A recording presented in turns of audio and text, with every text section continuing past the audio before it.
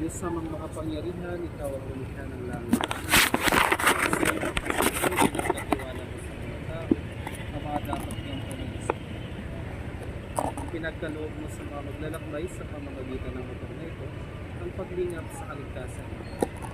Sa kanilang pagparoon sa gawain ng paglilibang, yung padamang si Kristo kasama sa bilang Panginoong nabubuhay at naghahari, kasama mo ng Espiritu Santo magpasawalang hanggan. Amen.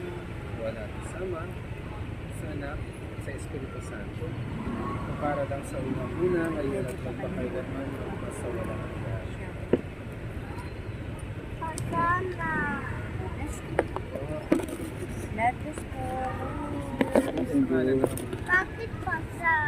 It's a blessing. Maraming salamat. Thank you po.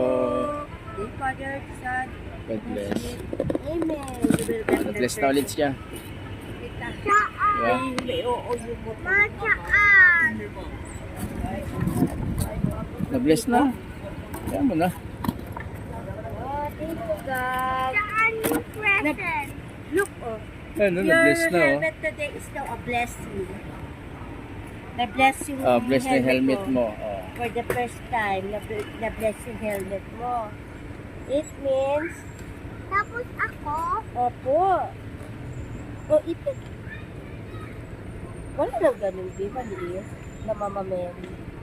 Wala, lumatagal na. Ganyan na. Ganyan na lang eh. Di ba nakadami